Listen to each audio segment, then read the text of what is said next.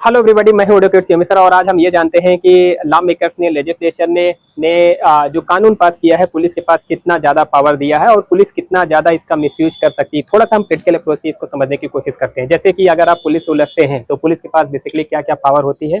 तो जैसे कि पहले के टाइम में हम बात करते हैं, पुलिस क्या करती है, 151 की कार्रवाई कर देती थी। 151 की कार्रवाई करने के लिए पुलिस को कोई पहले की बातें मैं आपको बता रहा हूँ कि जो सीआरपीसी में जो जो प्रोविजंस रहते थे कि पुलिस के पास ये पावर है कि पुलिस को ये अप्रीहेंशन है कि ये पर्सन इस पर्सन से शांति भंग हो सकती है, तो पुलिस डेफिनेटली उस पर्सन को क्या कर सकती है, पकड़ के लाके उसका चालान कर सकती है। चालान का इन द सेंस वो पकड़ के लाएगी और एक रिपोर्ट बनाएगी कि इस पर्सन से हमको अप्रीहेंशन है कि ये पर्सन से शांति भंग हो सकती है। तो उस पर्सन को पुलिस क्या कर सकती है वो मजिस्ट्रेट के सामने, मतलब एसडीएम के कोर्ट पे प्रैक्टिकली यही होता है कि वो एसडीएम कोर्ट पे लाके अगर एसडीएम सेटिस्फाई नहीं हुआ तो डेफिनेटली आपको जेल जाना पड़ सकता है। तो मतलब पुलिस के पास ये पावर है जो पुलिस प्रैक्टिकली इसका सबसे ज्यादा मिसयूज पहले के टाइम में भी करती थी और आज भी प्रैक्टिकल अप्रोच में पुलिस सबसे ज्यादा इसको मिसयूज पुलिस के पास लॉ मेकर्स ने पावर दिया है।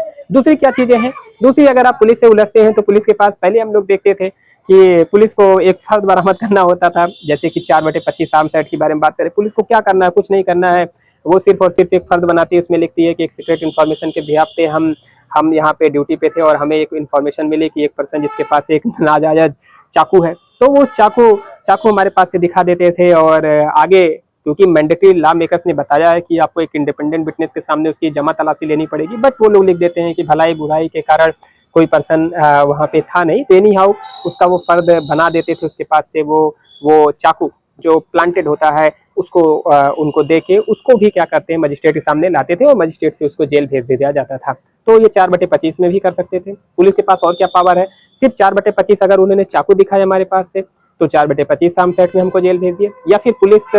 या फिर अगर उन्होंने हमारे पास से कारतूस और तमंचा बरामद किया, दिखाया, जनरली अगर दिखाया, उन्होंने बताया कि ये चीजें हम हमें एक इंफॉर्मेशन मिली कि एक पर्सन सस्पिशियस पर्सन है जिसके पास एक आर्म्स हो सकते हैं, उसी पे बिहाफ किया। जब मैंने उसकी जामा तलाशी लिया तो उसके यहाँ से बाएं दाएं जो भी चीजें पुलिस को लिखना है उन्होंने ऐसा लिखा, एक इमेजिनेशन बेस पे ऐसा किया। और करने के बाद पुलिस ने हमारे पास से कट्टा 3/25 आर्म्स एक्ट में मजिस्ट्रेट सामने लेके और वहां से जेल भेज दी। तो 3/25 हो गया, 4/25 हो गया।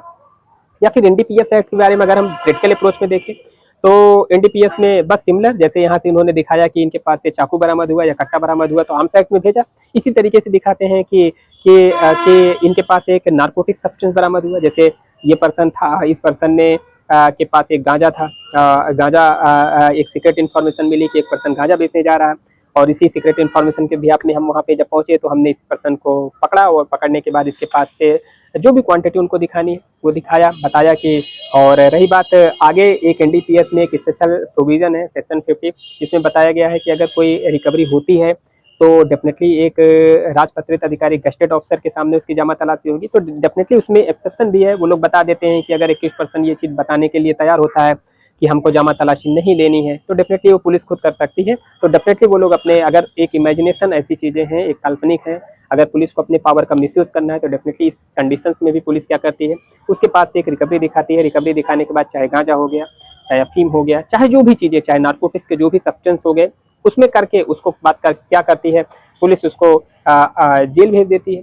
जेल भेजना एक्चुअली बहुत क्वेश्चन हो सकता है कि एक्चुअली अब आप ये सोचेंगे कि कोर्ट कैसे कन्विंस हो गई। एक्चुअली पुलिस ने जो फर्द बनाया है, जैसे एनडीपीएस के बारे में बात करें तो ये मन में आता है कि भाई एक्चुअली ये प्रैक्टिकली सबको पता होना चाहिए, लेकिन सेंस ऐसा है कि एक हीनियस ऑफेंस है, एक सीरियस एलिगेशन है। एनडीपीएस का सब्सटेंस किसी के पास बरामद तो कोर्ट चाहकर भी हमको बेल नहीं दे सकती, क्योंकि लॉ मेकर ने सेक्शन 37 उसमें है कि बिना पब्लिक प्रोसिक्यूटर को सुने कोर्ट क्या कर सकती है, कोर्ट आपको बेल दे ही नहीं सकती। तो प्रिजम्पशन भी है। तो डेफिनेटली ये पुलिस के पास बहुत एम्पल पावर है जिसका पुलिस बहुत यूज करती है और हमेशा इसका मिसयूज किया, यूज नहीं मिसयूज। पुलिस किसी को भी, किसी भी पर्टिकुलर पर्सन को वो पुलिस जेल भेज सकती है, ये पुलिस के पास पावर है। जैसे एक्साइज एक्ट है, उन्होंने बताया कि हमारे पास से उन्होंने कुछ लीटर शराब बरामद किया, दारू बरामद किया, एक्साइज एक्ट में उन्होंने हमारा चालान कर दिया। पहले अच्छा, कई ऐसे क्लाइंट मेरे पास आए हैं जिनको ये पता ही नहीं कि वो कि उनके खिलाफ मुकदमा है, क्योंकि एक्साइज एक्ट में एक्चुअली अरेस्ट नहीं होता, बहुत छोटे ऑफेंस होते हैं। लेकिन पुलिस क्या करती है, अगर अगर आपके साथ इनमिटी है और अगर बैलाफाइड इंटेंशन से पुलिस के पास ये पावर है, वो एफआईआर बना देती है कि हमने इनके साथ ऐसा पकड़ा, बाद में कोर्ट में चार्जशीट भी फाइल कर दी थी। कई ऐसे क्लाइंट्स आए जिनका एक्साइज एक्ट में उनको bail, section 60 UP excise act, जिसमें हम लोगों ने उनकी बेल कराई, लेकिन उनको वाकई में नहीं पता था कब की इंसिडेंट। वो तो जब बाद में कोर्ट ने कॉग्निजेंस लिया और कोर्ट ने जब सम्मन भेजा तब उनको पता चला कि हमारे खिलाफ कोई मुकदमा भी दर्ज है। तो सेंस ऐसा है कि पुलिस के पास ये सारी की सारी चीजें। और भी हम पुलिस के मिस यूज द पावर के बारे में थोड़ा प्रैक्टिकल अप्रोच समझते हैं कि जैसे क्या होता है कि अगर हीनियस ऑफेंस एलिगेशन आपके अगेंस्ट में लगा, या फिर आपको पुलिस पकड़ रही है, आपके पास इनामी है, आपके इनाम मतलब आपके ऊपर है, आप बहुत दिन से अब्सकॉन्ड कर रहे हैं, भाग रहे हैं, जैसे सपोज दैट आपने बहुत हीनियस ऑफेंस कर दिया। हीनियस ऑफेंस का इन द सेंस ऐसा है कि आपने 2-3 मर्डर कर दिया। अब gravity of the offences sensitive मामला है, तो जब पुलिस आपको पकड़ेगी तो पुलिस आपको जब पकड़ेगी तो पुलिस आपके पास से बताएगी। ऐसी पुलिस एक थ्योरी बनाती है प्रैक्टिकली। सारी चीजें ये ऐसी चीजें नहीं है, ये पुलिस बेसिकली। अब आप सोचेंगे कि being as a advocate how I can say, but this is totally what is the truth I am going to tell it, कि ये चीजें हैं पुलिस के पास। ये एक ये पावर है। पुलिस डेफिनेटली क्या कर सकती है, पुलिस यही दिखाती है कि हम इनके पास गए इनको पकड़ने के लिए, तब तक इन्होंने हमारे ऊपर अटैक कर दिया। बिल्कुल दिखाती है, अटैक दिखाया कि इन्होंने हमारे ऊपर अटैक कर दिया और अटैक किया। हम लोगों ने किसी तरीके से अपने आप को बचते बचाते हम लोगों ने किसी तरीके से इन्होंने फायर किया। तो पुलिस पहले की क्या करती थी, 307, क्योंकि पुलिस के ऊपर पुलिस पार्टी फायर किया, 307 आईपीसी मुकदमे दर्ज करती थी। कुछ नाजायज तमंचे हमारे पास से दिखाती थी, 3/25 दिखा देती थी। और जो मुकदमे जिसमें उसको अरेस्ट करना वो तो मुकदमे हैं ही। तो एक साथ ये दो मतलब फेक इनकाउंटर, मतलब जो भी चीजें आप समझ सकते हैं, एक चीजें दिखा देती थी कि इनके पास इन्होंने पुलिस पार्टी के ऊपर फायर। ये सब चीजें प्रैक्टिकली है जिसका पुलिस ने सबसे ज्यादा मिसयूज किया है। लेकिन आपकी सिचुएशन थोड़ी सी बदली है। मैं आपको बताऊं कि जब सीआरपीसी के समय में ये मैंडेट नहीं था कि किसी पर्सन के पास से कोई रिकवरी हो रही है तो इसकी इलेक्ट्रॉनिक और वीडियो ऑडियो वीडियो इलेक्ट्रॉनिक उसका वो होना चाहिए, रिकॉर्डिंग होनी चाहिए। बट बीएनएसएस के आने से सबसे अच्छी बात ये होती है कि अगर किसी पर्सन के पास से किसी चीज़ की बरामदगी करती है तो पुलिस के लिए ये मैंडेटरी है कि उसकी एक रिकॉर्डिंग करे। तो अब ये चीज़ें प्रैक्टिकली अब पुलिस के लिए थोड़ी सी चैलेंजेस होती है, क्योंकि किसी पर्सन के पास से वो ऑडियो रिकॉर्डिंग करे, उसका इलेक्ट्रॉनिक एविडेंस प्रोड्यूस करे, ये थोड़ा सा डिफिकल्ट होता है। तो कैसे वो रिकॉर्ड करेंगे, पहले ऐसी कुछ नहीं थी। पहले इसलिए आर्म्स एक्ट हो गया, चाहे जैसे मैंने आपको बताया आर्म्स एक्ट में चाहे चाकू आपके पास से बरामद दिखाएं, चाहे कट्टा बरामद दिखाएं, या फिर एनडीपीएस के सब्सटेंस हो गए, एनडीपीएस एक्ट हो गया, या फिर एक्साइज एक्ट के बारे में मैंने आपको बताया, या फिर जो भी चीजें हैं पुलिस के पास 151 की जने मैंने प्रीवियस में प्रोसीडिंग बताई थी, तो एक छोटा सा रिपोर्ट उन्होंने वैसे देना है। तो पुलिस ये सारी चीजों से मिसयूज करके हमको जेल दे सकती है, पुलिस के पास ये पूरी पावर थी। तो अब सीआरपीसी की जगह बीएनएसएस आने से जो रिकवरी वो दिखाते थे थोड़ी सी कमी आ गई है, क्योंकि अब पुलिस को हमारे पास से जो कुछ भी बरामद होगा उसका हमको इलेक्ट्रॉनिक एविडेंस प्रोड्यूस करना होगा और कोर्ट को सेटिस्फाई करना होगा। ये लॉ मेकर्स ने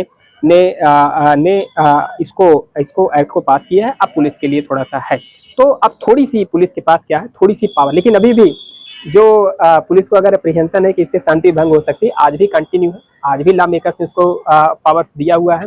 आज भी पुलिस हमारे पास ये चीजें कर सकती है, लेकिन इन सारी चीजों में लॉ मेकर्स ने कंट्रोल किया है। सिर्फ और सिर्फ उसकी रिकवरी एक जो भी होगी तो उसमें उसका एविडेंस कोर्ट में देना पड़ेगा, मतलब उसकी रिकॉर्डिंग मैंडेटरी है। जो प्रोविजन दिया गया है उसके हिसाब से थोड़ी सी अब जो फॉल्स केसेस हैं, जो पुलिस की जो पुलिस गलत मुकदमे में हमको फंसा देती थी, तो उन सारी चीज़ों में थोड़ी बहुत कमी आई है। तो ये चीज़ें थी, इसीलिए तो सबसे अच्छी बात क्या है कि पुलिस से ज़्यादा उलझना अच्छी बात नहीं है, क्योंकि ये जो एग्जांपल्स मैंने आपको बताए, बहुत से केसेस मैंने देखे हैं जैसे यूपी में बेसिकली जैसे section 358A UP cow Slater act है। इसमें पुलिस जब किसी को, इसमें पुलिस ही पार्टी होती है, पुलिस ही मुकदमा लिखाती है। तो पुलिस जब उसको बताती है कि सीक्रेट इन्फॉर्मेशन पे मैंने देखा है कि एक पर्सन है जो एक काउ के साथ उससे स्लॉटर कर रहा है, जो भी चीज़ें वो बताएगी, और बताने के बाद जब हम उसको गए पकड़ने के लिए तो उन्होंने हमारे ऊपर फायर किया। तो एक मुकदमा अलग से, मतलब पुलिस पार्टी के ऊपर फायर भी किया, उसके पास से आर्म्स भी बरामद किया, उसके पास से वो सेक्शन 35 और 8A UP cow Slater act में भी मुकदमा कर दिया। तो ये सब चीज़ें जनरली क्या है कि ये पुलिस की पावर का पूरी तरीके से मिसयूज है। वैसे ऐसा मैं नहीं कह रहा हूँ कि सारे केसेस फेक होते हैं, बट पुलिस के पास ये पावर है जहाँ पे किसी भी पर्सन को, अगर वो इनोसेंट भी है, अगर आप पुलिस ने चाहा तो आपको इस केस में आपको जेल भेज सकती है। तो बेहतर यह है कि पुलिस से ज़्यादा उलझना अच्छी बात नहीं। वैसे भी पुलिस से, जहाँ तक मेरा पर्सनल ओपिनियन है, अगर आप मेरे बारे में बात करते हैं, अगर मैं अपना ओपिनियन बताऊँ तो पुलिस का जो काम है है वो शांति व्यवस्था बनाए रखना है। 24 घंटे उनकी ड्यूटी होती है, उनकी ये रिस्पॉन्सिबिलिटी होती है कि 24 घंटे वो एक इन्वायरमेंट बनाए, शांति व्यवस्था बनाए रखें। तो पुलिस के पास भी बहुत बड़ी जिम्मेदारी होती है। तो और देखा जाए पुलिस, जैसे सपोज दैट अगर पुलिस का किसी के साथ दुश्मनी नहीं होती, जैसे सपोज दैट पुलिस ने मान लीजिए किसी यक्स पर्सन के साथ यक्स पर्सन को पुलिस अगर अरेस्ट कर रही है, तो डेफिनेटली पुलिस ऐसा नहीं है, क्योंकि यक्स पर्सन जो पर्सन पुलिस अगर किसी को गलत मुकदमे में फंसा रही है, तो इसका रीजन ऐसा नहीं कि वो आदमी यक्स पर्सन अच्छा नहीं है। ये बातें बिल्कुल सही है, क्योंकि पुलिस यक्स पर्सन के साथ और पुलिस की कोई जमीनी विवाद नहीं है। यक्स पर्सन के साथ पुलिस का कोई बैलाफाइड इंटेंशन नहीं है। यक्स पर्सन के साथ पुलिस का किसी तरीके से कोई पर्सनल इश्यूज नहीं है। पुलिस जो काम कर रही है वो उसके सुपीरियर जो ऑफिसर्स है उन्होंने उसको इंस्ट्रक्शन दिया है, उसको उन्होंने फॉलो किया। या फिर कोई पर्सन बहुत बदमाश है जिसका जेल जाना कंपलसरी है, जिससे सोसाइटी में एक सही इन्वायरमेंट हो पाए, तो ही पुलिस उस पर्सन को करती है। ऐसा नहीं कि जैसे फेक केसेस पुलिस उसी पर्सन का कर पाती है जिससे एप्रीहेंशन होता है कि सोसाइटी में पीसफुल एनवायरनमेंट नहीं क्रिएट होती। आइदर पुलिस इतनी भी नहीं चीज़ें अपनी पावर का कभी इतनी भी मिसयूज नहीं करती। बट मिसयूज के बारे में मैंने जो आपको बताया वो प्रैक्टिकल एग्जांपल बताया, मिसयूज कर सकती है। तो और दूसरी चीज़ें पुलिस से सब हम लोग ये एक्सपेक्टेशंस अगर हम रखें पुलिस हमसे बहुत अच्छे से बात करे, नहीं, ये आप बोनस हो सकता है उसके लिए। अगर आप ही सोचिए प्रैक्टिकली, अगर पुलिस किसी यक्स एक्यूज पर्सन जो बहुत सीनियर ऑफेंडर है उस पर्सन से अगर बहुत रिक्वेस्ट मैनर में बात करेगी, तो डेफिनेटली क्या उसको कोई इम्पैक्ट होगा? नहीं होगा। अगर पुलिस को एक डिटरेंट थ्योरी पे कॉन्सेप्ट पे भी, मैं नहीं कह रहा हूँ डिटेंट थ्योरी बहुत अच्छी है, डिटेंट थ्योरी का मतलब उसको डराना धमकाना, पुलिस से आदमी को अगर डरेगा तभी तभी ऑफेंस को कम करने में भी एक फियर का होना जरूरी है। अगर लोगों के अंदर ये फियर नहीं रहेगा कि इसके अगर हम गलत काम करेंगे तो इसका ये कॉन्सिक्वेंसेस होंगे, इसके ये रिजल्ट होंगे, एक अगर एप्रीहेंशन नहीं होगा, एक डर नहीं होगा, तो लोग और भी ऑफेंस करेंगे। तो ऑफेंस को कंट्रोल करने का एक फियर भी एक बहुत अच्छा मीडियम है। तो मुझे ऐसा लगता है कि कुछ चीज़ें अच्छी भी हैं, एक बैलेंसिंग है, बट जो हम लोग एक रूल ऑफ लॉ में रहते हैं, रूल ऑफ लॉ में जहाँ पे लॉ ही सबसे ज़्यादा सुपीरियर है। तो जो लॉ मेकर्स ने, अच्छा पुलिस भी बाइंड है, जो लेजिस्लेचर ने जो एक्ट पास किया है उसी के अकॉर्डिंग पे ही पुलिस को करना है।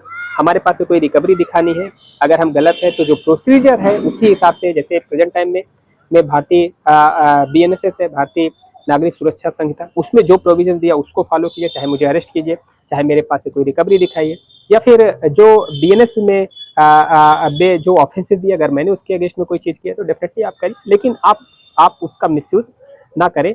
नहीं करना चाहिए पुलिस को। तो प्रैक्टिकली जो कि पहले करते थे, अब की सिचुएशंस में थोड़ी सी कंट्रोलिंग आई है। और अच्छा, बीइंग एज एडवोकेट हमारी क्या रिस्पॉन्सिबिलिटी है? बीइंग एज एडवोकेट ये हमारी ड्यूटी है कि जो रूल ऑफ लॉ, जो कानून पास किया गया उसी के अकॉर्डिंग ही किसी को जस्टिस मिले। जैसे हमने जो आपको बताया, पुलिस ने क्या किया, डिफरेंट थ्योरी पे काम किया। तो ये पुलिस का काम नहीं है किसी को पनिशमेंट देना, स्टेट का काम नहीं है किसी को। जो जुडिशरी है, जुडिशरी एग्जीक्यूटिव बॉडी, जो अगर हम देखेंगे तो 3 तरीके की बॉडीज हैं। जुडिशियल बॉडी है, एग्जीक्यूटिव अथॉरिटीज है।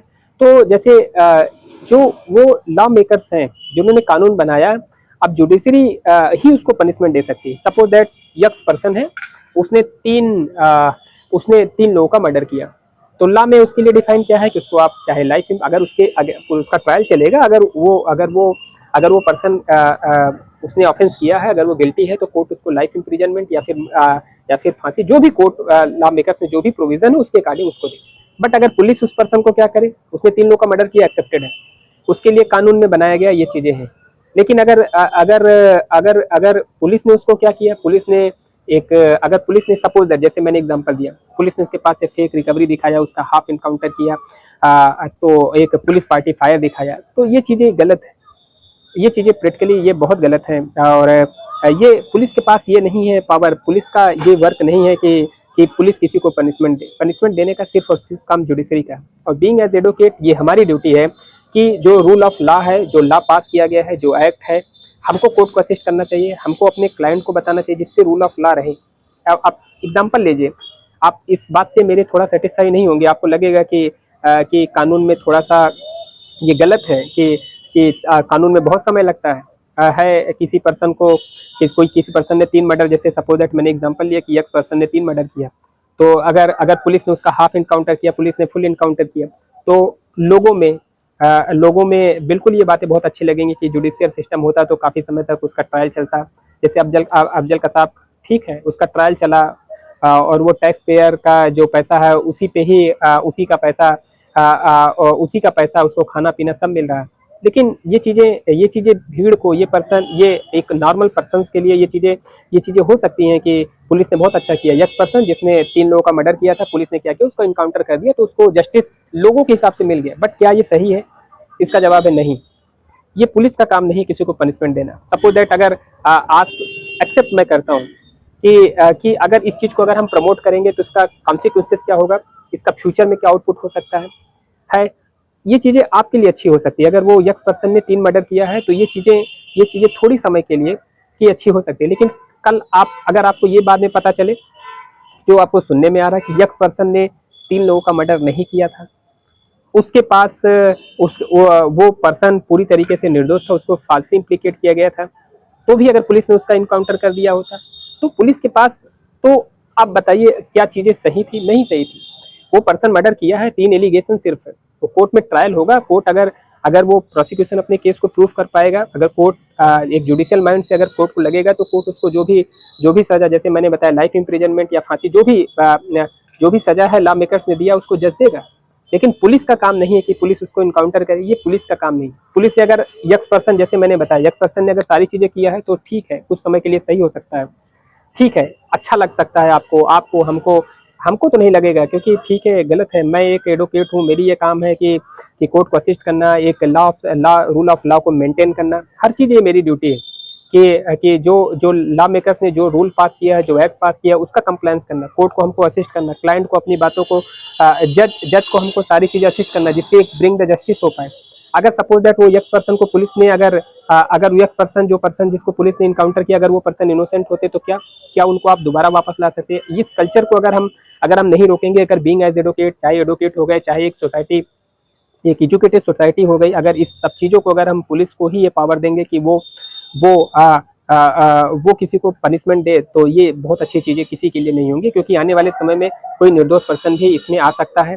और अगर ये सिचुएशंस बनी तो पुलिस के पास पूरी तरीके से, तो हमारे जो हमको इंडिपेंडेंस मिला है 26 जनवरी 1950 को, कि हम लोग जिस कंट्री में रह रहे हैं उसमें हमारे पास जो फ्रीडम्स है, तो मुझे ऐसा लगता है कि तब हम लोग राजाओं वाले बन जाएंगे।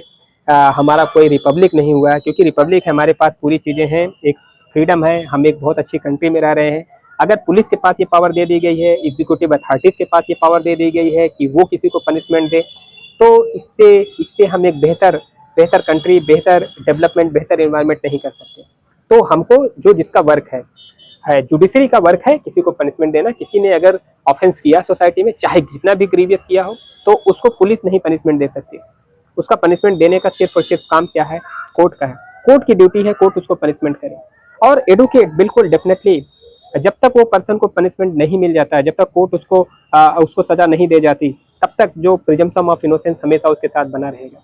और बीइंग एज एडवोकेट को बिल्कुल उसको डिफेंड करनी चाहिए। ये चीज़ें बहुत लोग से ऐसे कह देते हैं